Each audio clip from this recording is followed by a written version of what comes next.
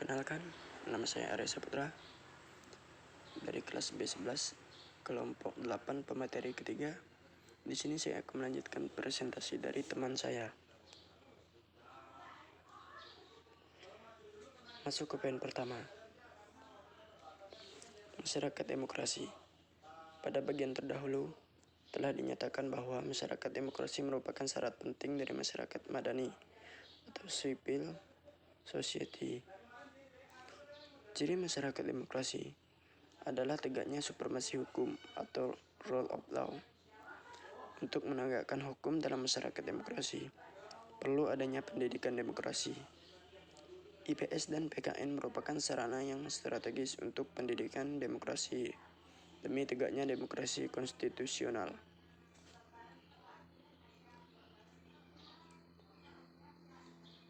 Setiap bangsa dan negara memiliki ciri khas dalam menyelenggarakan demokrasi konstitusional. Sanusi 1959 mengidentifikasi 10 pilar demokrasi. Demokrasi konstitusional Indonesia yang dikenal The 10 Pillar of Indonesian Constitutional Democracy. Berdasarkan filsafat bangsa, Pancasila dan Konstitusi Negara Republik Indonesia, Undang-Undang Dasar 1945 sebagai berikut. 1. Demokrasi berdasarkan ketuhanan yang Maha Esa. 2. Demokrasi berdasarkan HAM. 3. Demokrasi berdasarkan kedaulatan rakyat. 4. Demokrasi berdasarkan kecerdasan rakyat. 5. Demokrasi berdasarkan pemisahan kekuasaan negara. 6. Demokrasi berdasarkan otonomi daerah. 7. Demokrasi berdasarkan supremasi hukum atau rule of law. 8. Demokrasi berdasarkan peradilan yang bebas. 9. Demokrasi berdasarkan kesejahteraan rakyat. 10. Demokrasi berdasarkan keadilan sosial. Dari hasil analisis terhadap Undang-Undang Dasar 1945 di atas, jelaslah bahwa pilar-pilar demokrasi di negara kita secara konseptual sudah dapat dimasukkan sebagai demokrasi konstitusional. Namun dalam aplikasi sudah dapat dipastikan bahwa negara kita belum dapat melaksanakannya secara menyeluruh. Bah Muller 1996 menyatakan bahwa pada umumnya pelaksanaan demokrasi di sejumlah negara berada pada tahap kemenduaan atau berarti 2 ambiguous democracy moment. Sebagai ilustrasi ia melukiskan bahwa pada permulaan tahun 1990 mulai muncul gelombang perubahan demokrasi baru. Di bagian benua Eropa, ada pula gerakan yang mengarah pada perdamaian dan penegakan demokrasi baru. Seperti Republik Ceko, Estonia, Hungaria, Latvia, Lithuania, Slovakia, dan Polandia, kecuali di bekas negara pecahan Yugoslavia, di mana terjadi adanya perang antar etnis. Ada upaya dari kelompok Serbia sebagai mayoritas yang ingin membersihkan etnis Bosnia yang mayoritas Muslim.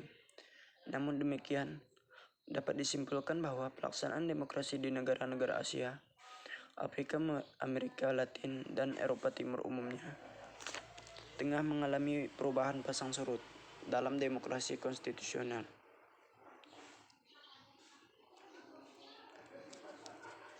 Baumler 1959 mengemukakan bahwa ada 3 faktor yang dapat mempengaruhi penegakan demokrasi konstitusional di suatu negara. Yang pertama ada faktor ekonomi. Tingkat pertumbuhan ekonomi menunjukkan faktor yang sangat penting dalam pelaksanaan demokrasi di negara tertentu. Hal ini tidak berarti bahwa negara-negara miskin tidak dapat menerapkan demokrasi atau negara kaya akan selalu demokratis. Kekayaan bukanlah indikator suatu negara demokratis. Pengalaman sejarah menunjukkan bahwa negara yang kuat ekonominya justru terjadi di negara otoriter dan sebaliknya. Misalnya di Afrika, Gambia tahun 1992 dengan per kapita 390 menunjukkan sistem pemerintahan dan masyarakat demokratis. Sedangkan Gabon dengan pendapatan per kapita 4,480, terutama pendapatan dari minyak, malah terkenal sebagai negara otoriter. Namun demikian, kesejahteraan masyarakat umum menjadi faktor utama untuk menentukan suatu negara itu demokratis atau tidak. Dengan kata lain, apabila suatu negara ingin hidup demokratis, maka negara tersebut harus dapat melewati dari status negara miskin dalam pertumbuhan ekonomi. Yang kedua, faktor sosial, politik, dan budaya. Faktor sosial dan politik. Faktor penting yang berkaitan dengan pembangunan demokrasi di suatu negara dan mungkin sering diabaikan adalah masalah perasaan kesatuan nasional atau identitas sebagai bangsa. Namun perasaan nasionalisme dalam konteks ini bukanlah nasionalisme sempit atau nasionalisme berlebihan sebagaimana pernah dialami oleh Nazi Jerman atau Fascis Italia. Semangat kebangsaan dan bernegara dari setiap individu dalam suatu negara untuk menegakkan pemerintahan sendiri dan menjalankan demokrasi. Salah satu kesulitan hidup berdemokrasi adalah ketika terdapatnya masyarakat yang secara etnis terpisah-pisah dalam friksi-friksi golongan. Dalam hal ini, karakter dan tingkat keretakan sosial merupakan faktor utama. Suatu pemikiran penting yang perlu diantisipasi adalah apakah batas-batas antara kelompok-kelompok etnis itu kuat atau lemah? Apakah satu golongan dapat menembus dinding batas itu sehingga tidak ada kelompok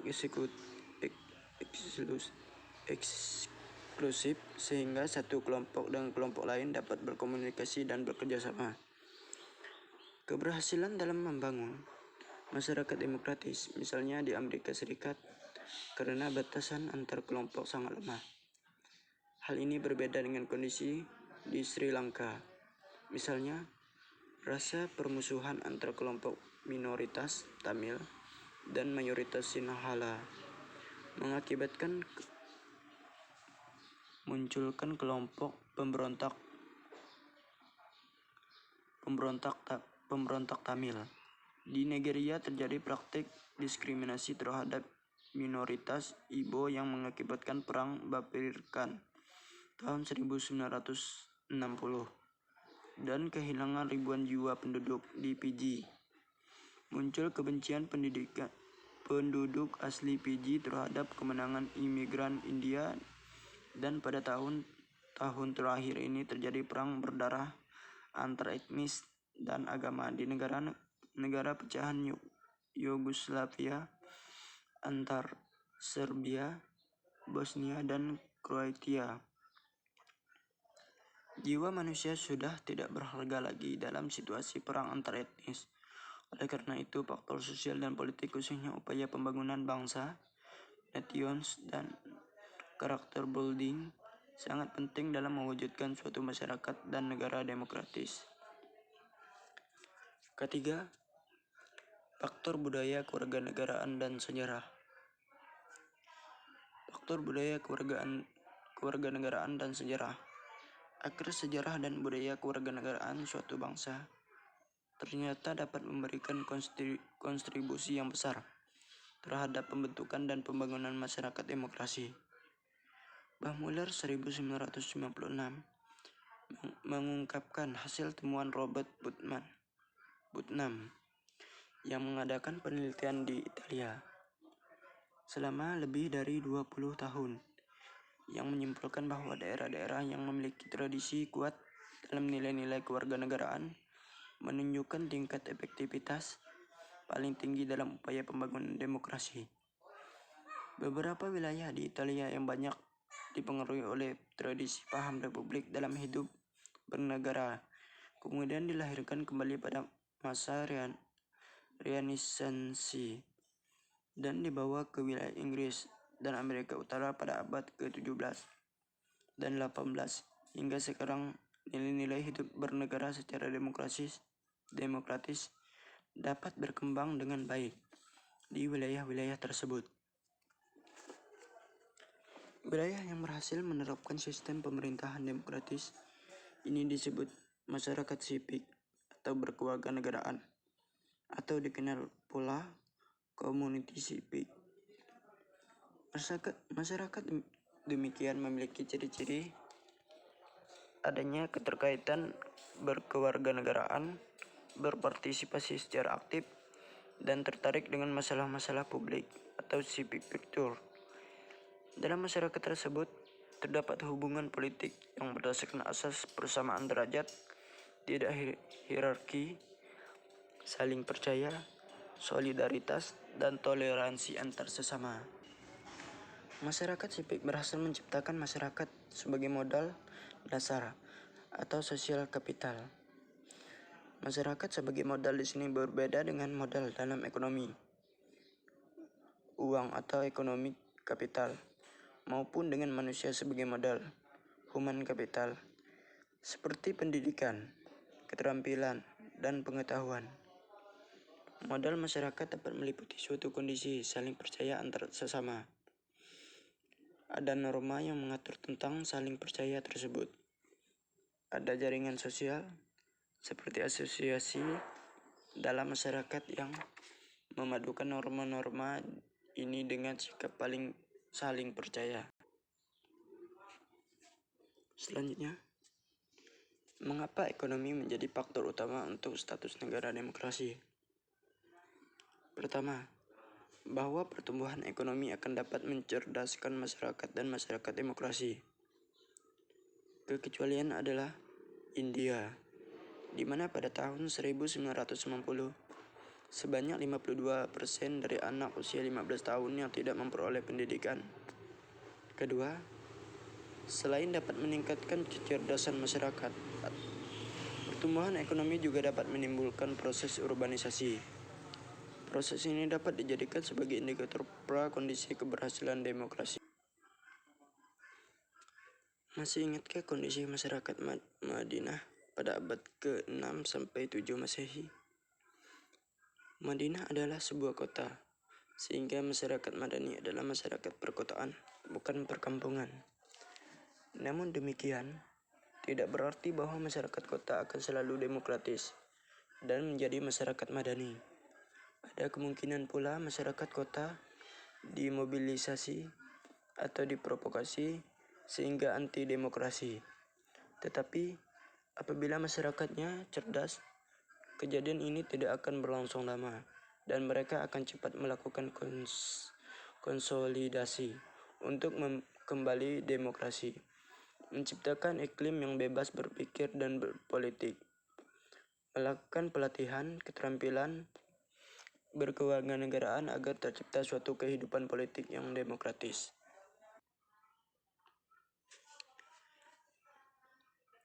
Negara demokrasi dilihat dari aspek pertumbuhan ekonomi atau dari rentang besarnya per kapita atau GNP. Kategori ini dapat dibagi menjadi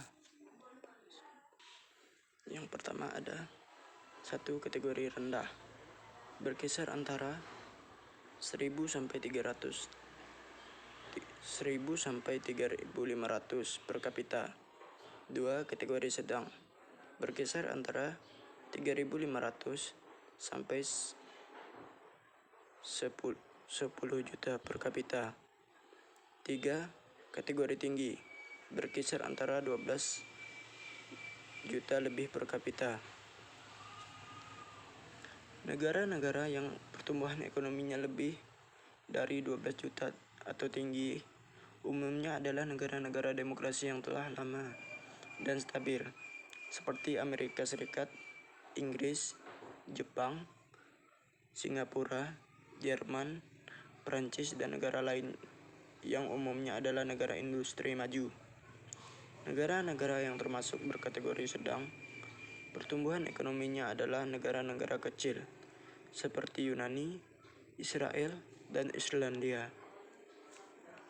Di negara-negara kategori sedang ini, sudah ada kehidupan demokrasi,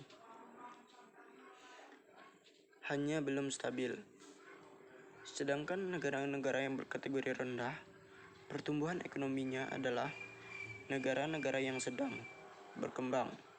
Negara-negara yang masuk ke dalam kategori ini umumnya berada pada masa transisi menuju demokrasi.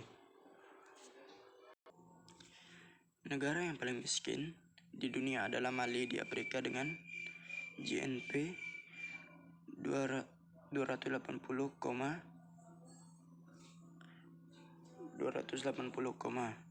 dan Bangladesh di Asia dengan GNP 2200, menurut Baumler 1996. Dua negara terakhir ini tidak mungkin hidup secara demokratis, kecuali mereka dapat meningkatkan pertumbuhan ekonominya.